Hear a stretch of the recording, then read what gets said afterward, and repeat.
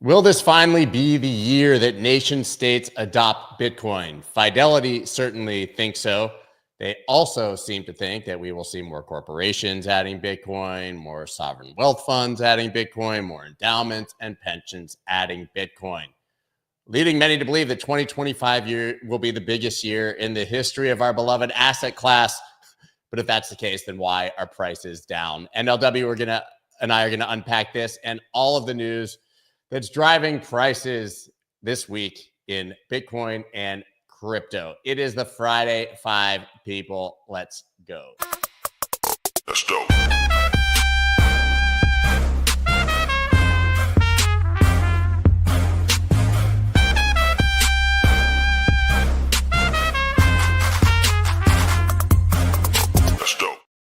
What is up, everybody? I'm Scott Melker, also known as the Wolf of All Streets. Before we get started, please subscribe to the channel and hit that like button. Most of these weeks, we've had a ton of news. We were obviously off last week.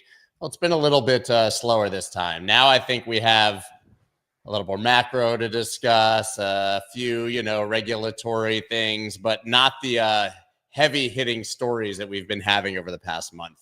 Yeah, it's a lot of postscript and prelude right now, kind of clean up from the past, anticipation for the future. And weirdly, I think that even flows over into macro. We've got a lot happening based on very little information, which always sort of reflects a tensing, more than actual reality. So it's been pretty interesting, although certainly quiet, relatively speaking. Yeah, I think this is one of those moments when you go back to markets hate uncertainty, right? And we're in this transitional period between obviously Biden and Trump presidencies with a lot of unanswered questions as to what is coming, but also a lot of confusion in data, in my opinion, which is making things a little more muddled, right? Obviously, we've had quite a few rate cuts and we have yields flying. Right. And I don't think many people expected that mortgages would be at multiple year highs after the Fed started its cutting cycle. Adding to it, I mean, if we're just going to kind of take macro and Bitcoin's relationship at this moment as our first topic, jobs report came out this morning. Report today, U.S. added booming 256,000 jobs in December, unemployment at 4.1%. So the expectation was in the mid hundreds. I think 186,000 was what they were expecting, something like that. And unemployment went from 4.2 to 4.1, which was not necessarily expected. So now we live in this upside down once again, where good news for actual people is bad news for markets, right? You would think that unemployment going down and more people having jobs would be exciting, but that means that the Fed's less likely to cut rates and will probably pause. And you get 10-year yields going from 4.67 to as high as 4.79 just today. So, we've got this massive spread and disconnect between the Fed cutting and what the actual yields are saying is happening. They're saying the Fed is wrong. Yeah, I mean, I think that the looming specter continues to be inflation. It's been inflation for 3 years, 4 years now, and it just continues to be. It continues to be the great fear that that this will be a moment like 1998 where we cut and then instantly hike things back up, and later looked back at that mini cutting cycle as a mistake. I think that it's again, there's so little data that this is all being based on. It's really just. I think it is exactly what you described. It's the combination of uncertainty going into a new administration, plus just general uncertainty. It's very hard and has been very hard for years to actually try to get a sense of where the hell this economy is. I mean, when you look back at the election, part of what was a deciding factor was the Democrats trying to say that the economy wasn't as bad as everyone felt it was, and that just not being a winning political argument. But it's not like they were basing it on nothing, right? There's just different ways to look at these numbers, and it's all very muddled and mixed. And to your point about markets hating uncertainty, we're just seeing, I think, the impact of that. Now, it seems like the bonds markets are a little bit more certain, and they have a strong sense that they're right, the Fed is wrong, and they're reflecting that in how things are going. Yeah, I mean, to your point, I think that inflation continues to be the story. Fed officials worried Trump policies may lengthen inflation fight. You now have the Fed likely to pause here. And then you have on the other side, many people saying that we're going into a deflationary depression, right? And not that that hasn't been the case for the last year or two, that there's been this massive disconnect and argument as to what's coming. But I think it's indisputable that this week, as a result of all of this, we have seen Bitcoin largely correlate to what's happening specifically in the NASDAQ, but to markets as a whole, right? And so there's been these times when Bitcoin has performed exceptionally well, when other things are kind of sideways or going down. But this week, I mean, we have all these stories, Bitcoin gives up gains, Bitcoin slips below 93K, Bitcoin ETFs after seeing record inflows, seeing record outflows. But it's just very clear that as these yields have raged, Bitcoin and everything else have finally sort of suffered, which is interesting because we had this period since September where basically the dollar raged, which would usually be bad for risk assets, so to speak, and stocks and Bitcoin went up with it. It was a very strange period. Yeah, I mean, I think that the one thing that I'd love to see an analysis on, and if anyone has this, point me to it, is how correlation changes in sort of periods that you could call uncertain before things happen, as opposed to correlation when the thing that people were fearing has happened, right? Because I think that you see more correlation with Bitcoin. I mean, this is my sense. You see more correlation with Bitcoin and traditional assets in those moments where investors are kind of just like trying to get on the right side of whatever they think is happening, as opposed to after the thing has happened and Bitcoin can go back to, for a lot of people, not being a risk asset, but being a risk off asset, right? It has these very weird properties where it can look like both, in very short windows of time. And I think we're in one of those periods, again, being, based on this uncertainty and what's coming, where it's on the risk on side of its spectrum, as opposed to the risk off. I also think that we have to be ready for there to be stronger correlations at least some part of the time, given just the how much of Wall Street is now involved. When markets are open. Been that way for years now. Just like, it's just dramatic now compared to where it was a few years ago. But this, the correlation has been increasing just proportional to how many people, from outside the crypto industry are involved. One thing that's really notable, kind of going back to this inflation and Trump policy thing, is when the Fed released its minutes this week from December's meeting, and during the press conference after the meeting in December, they had very much tried to tamp down the idea of specific specific analysis of anticipated policies, right? They were basically saying that their position was that there's naturally, with any administrative change, an uncertainty. And so their certainty has gone down because we know now that there's going to be a different administration. And so that was sort of reflecting the change in their anticipation of how many rate cuts we were going to see next year, right? But it wasn't a specific analysis that policies that Trump had been talking about were going to be inflationary. Well, when we got the minutes, it was very clear that there was a much deeper political analysis that was starting around a lot of these things. Now, maybe not so far as to exactly map out, particular promises or campaign promises that Trump had made in terms of their inflationary impact, but it's very clear that the specific policies that are being aired are a big piece of what's worrying the Fed, not just the general transition and uncertainty in transition that they kind of tried to make it seem. Now, I think that was probably pretty obvious. And I also think that, you have to kind of say what they said before. You can't, as a Fed that's trying to, desperately cling to its independence, come out and be like, we think that some of this stuff is insane and it's definitely going to rocket inflation to the moon. Like that would not be kind of a great way to start that relationship. But it was notable, I think, that in those Fed minutes, that's definitely a big piece of what's going on. Absolutely. And as for just the correlation piece to sort of wrap up this macro, I'm still a big fan of the Bitcoin as a largely uncorrelated asset over time, but it's hard to dispute that when job numbers come out and you see yields fly and stocks dump and Bitcoin goes from 95 to 93 in the same exact 2 or 3 minute, that it does now react more significantly to these macro movers, even if only in the very short term and temporarily. And we all know that all correlations kind of go to one when there's doubt and things go down. And I think that is what happened this week. I'd also love to see a correlation map of correlation, but weighted by how big the move is in terms of how much Bitcoiners care. So for example, like the amount of caring from 97 to 93,000 is incredibly little unless you're just chilling on crypto Twitter and belly aching. For the average Bitcoiner, that's not even the blink of an eye, right? For the average investor, it's a much bigger deal, right? There's potential implications there, there's liquidations, but it would be interesting to see kind of like, the correlation that would be really interesting is when the move gets to a size that actually has, the hardcore long-term holders, sit up and take notice. And we're not even close to in that zone yet. Yeah, so we're six. I think peak to trough, we went 16% from 108K down to sort of the bottom of this retracement, which is about half of the average retracement of a previous cycle in a real bull market correction. Yeah, but you'd still think that it was a full panic. But that said, I mean, coming to 2025 here, which gives us the ability to look back on 2024 and see how we actually performed relative to other markets. And here we have, this to me was story two. You pointed this one out, of course.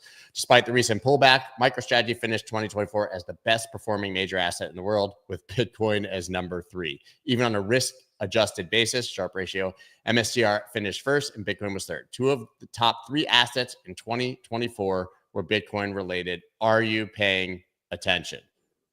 Pretty crazy. Yeah. I mean, the funny thing is, the short answer is yes, people are paying attention now. That's why this happened.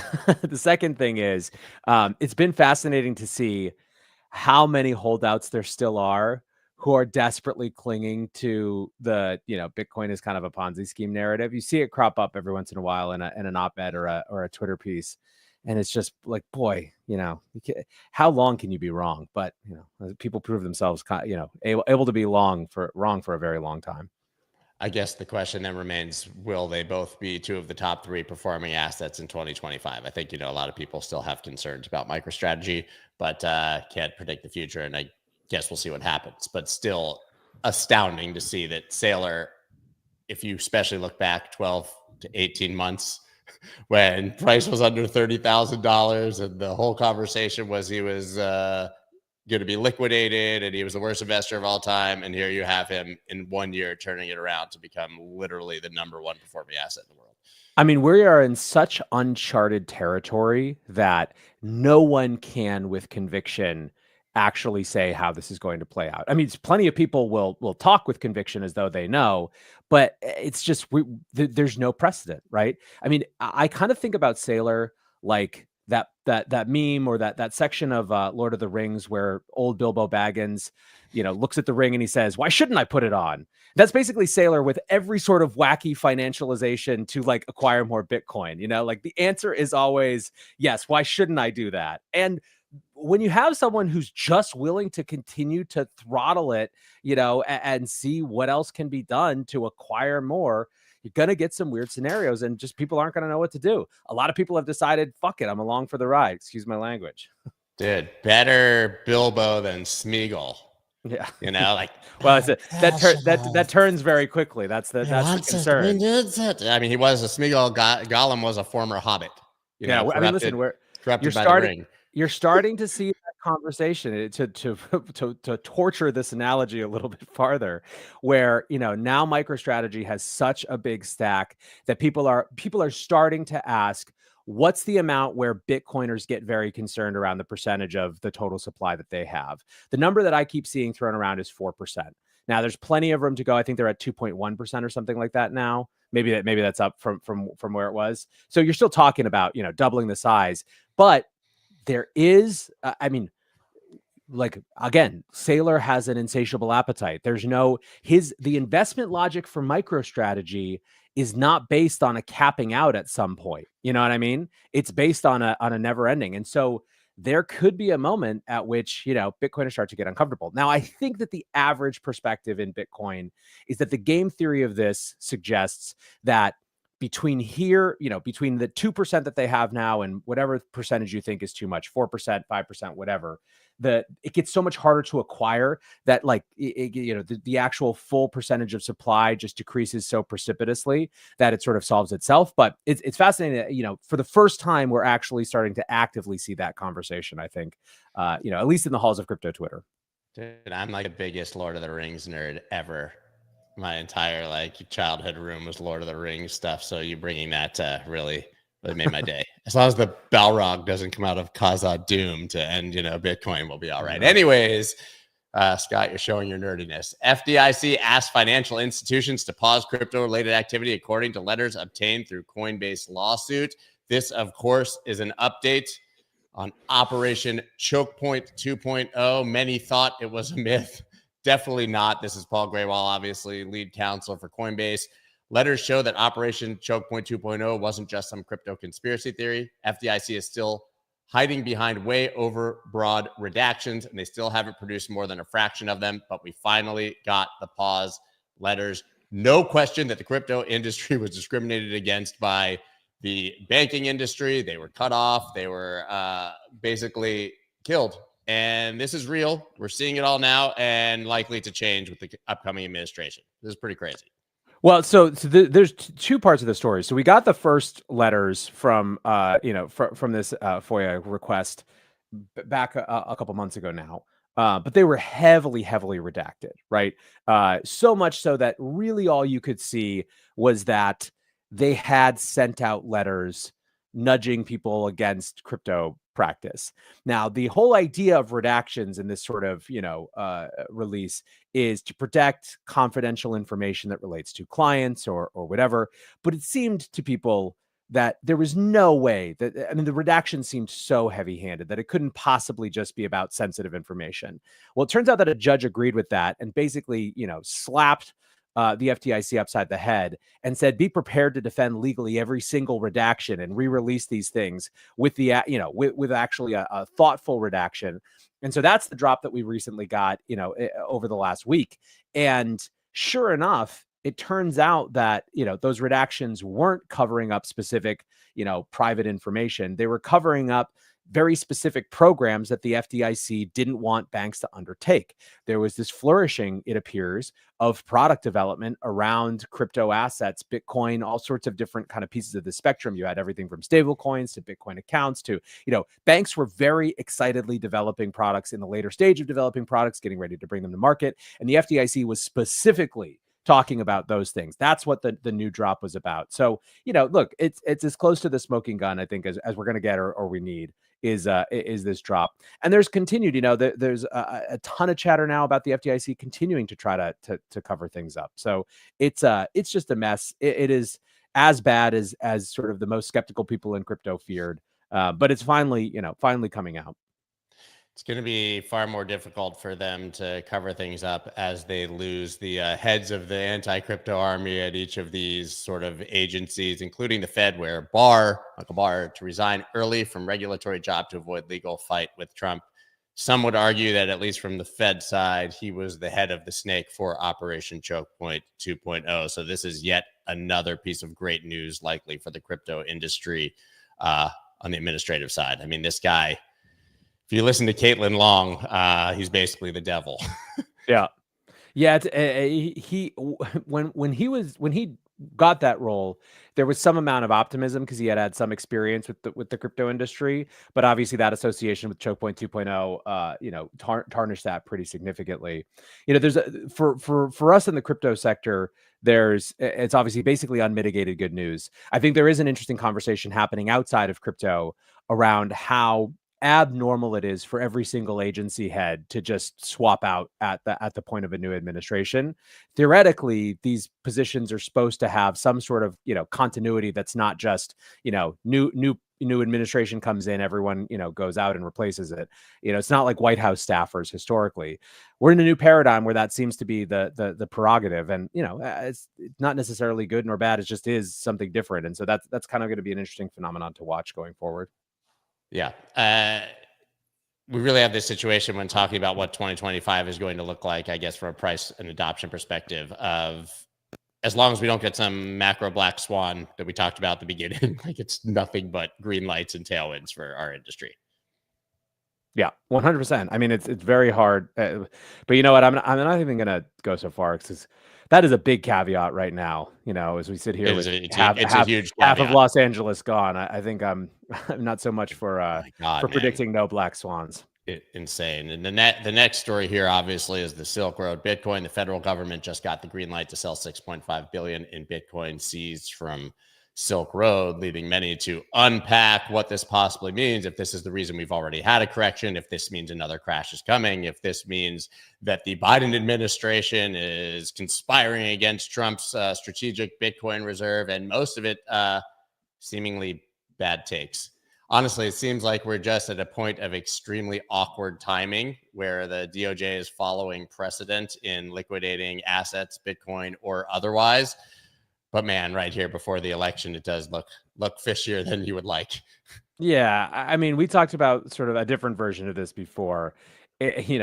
Occam's razor, it's hard to tell whether Occam's razor is they're just clearing out their desks or they're really trying to, let the door hit us on the way out. And we'll find out depending on what they actually do. It sets up a fight with the incoming administration. Ultimately, I tweeted this the other day. I think FUD around short-term government selling is just simply the stupidest FUD that exists. It's not that it's a non-thing. It's just ultimately it's a non-thing, And so, look, it's not that it doesn't have an effect. It's just that it's so obviously a short-term effect that has nothing to do with the trajectory of the industry. Also, I think that at this point, we still haven't internalized how much more ability to absorb sell pressure Bitcoin is now than it was a couple of years ago. It's absorbed 1 million since September, right? Yeah. I mean, there's been 1 million Bitcoin sold since September, and in that time, price went from the 50s to the hundreds. Yeah, exactly. This is 60-something thousand Bitcoin. Carry the 0, do the 3, and my math says Bitcoin can still go up when there's a lot of Bitcoin being sold. Yeah, exactly. Yeah, and it's honestly just on the kind of conspiracy theory side. I do think that now the DOJ probably has the option to hold this for a few more weeks and see what happens, or sell it now. But this is the result of a federal judge effectively clearing out a bankruptcy case where a company called Battleborn was waiting to see if these Bitcoin would be deemed their possession or the possession of the government. The really bigger question, when you dig into these things, is how would the government ever have claim to Bitcoin in these scenarios in the first place? I mean, one of the others, and we discussed this deeply on Spaces yesterday, obviously, I think about 100,000 more Bitcoin that the government owns is from the Bitfinex hack. Mm-hmm. So somebody steals 100,000 Bitcoin from Bitfinex. She's a bad rapper, Razzle Khan, spoiler. And then the government seizes those from the thief. And then the Bitfinex people who were robbed literally have to fight to prove that was their Bitcoin and it's not the possession of the government. I know, it's very weird. I mean, if somebody walks into your house and steals your wife's watch and the police then catch that person, does that watch belong to you or the police? Because that's exactly the same thing. Yeah, I agree. I feel like that's why I think that to the extent that there is something, the U.S. government doesn't have all that much more Bitcoin that could go into a strategic reserve if that's something that someone cared about beyond this, because it feels like there's a lot of room for very successful legal challenge around Bitfinex is the short of it. That's right. So if they sell off 70,000 here and another 100,000 for Bitfinex, or that goes back rightfully to Bitfinex creditors, we have a very small strategic reserve. But I'm not sure if that even matters, to be honest. I think even the statement that the United States has a strategic reserve of Bitcoin would be enough to send the game theory of other nation states adopting it flying, even if it was 10 Bitcoin and there was a loose promise to buy more in the future. And Fidelity sort of pointing to that idea here, but more about rising inflation and currency debasement, all the reasons Bitcoiners believe the government should adopt it. But Fidelity saying that nation states, central banks expected to buy Bitcoin in 2025. I think I actually saw, I don't have the story here, but that Bhutan has decided to make Bitcoin, Ethereum, and BNB reserve assets. I don't know if you saw that story, but this is happening. It's Bhutan. It counts. Yeah. I mean, look, I think that this continues the trend that we've seen of this idea, this particular aspect of game theory being taken seriously. And what history has shown us is that when that starts to happen, things move from if to when it comes to Bitcoin. We talked about Bitcoin ETFs for a very long time before, but as it started to become more normalized and Wall Street was talking about them, again, it moved from an if to a when. I think that we're undergoing something similar. I don't know that I think that we're likely to see sort of this game theory explode this cycle, although there's certainly it's well within the realm of possibilities. But it's going to happen at some point, and it's just a matter of kind of which set of dominoes drive it to actually start. Yeah, I think that about wraps it up for the week. It's going to be a really interesting year no matter what, and we're going to have a lot to talk about. I personally think a lot of it's going to depend on how much action we actually see from the Trump administration in that first 100 days, right? Because I think we've priced in the most possible excitement. We've got every appointment that we want. We have a bill on the floor about adding Bitcoin as a strategic reserve asset. If those things just passively get ignored in the first 100 days, it could definitely rock the confidence of the market, since we're sort of priced to perfection for those things to happen. But my feeling is that some of those things will happen. Yeah, we'll see. I'm going to go out on a limb and say my prediction is that I actually think those things are way less priced in than people think. I think that they're priced in from the crypto folks side. I don't think that the Wall Street investors and the traditional investors are thinking about anything specific when it comes to Trump. They're just looking at him talking positively about Bitcoin and saying, oh, this thing now gets to run rampant with an administration that's not going to get in its way. I think that the price right now reflects not going to get in its way versus is an active kind of like wind underneath its wings. What I would anticipate is I think that you're right that if we see nothing and it kind of passively goes by those first 100 days, which, by the way, is my base case. I think there are much bigger fish to fry.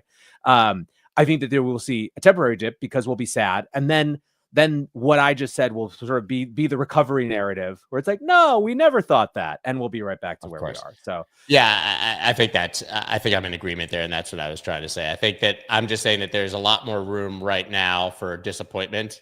Absolutely. That's 100%. But if we do get what we're looking for, absolutely not priced in if the world's central banks are forced to adopt a Bitcoin standard. Yeah, exactly.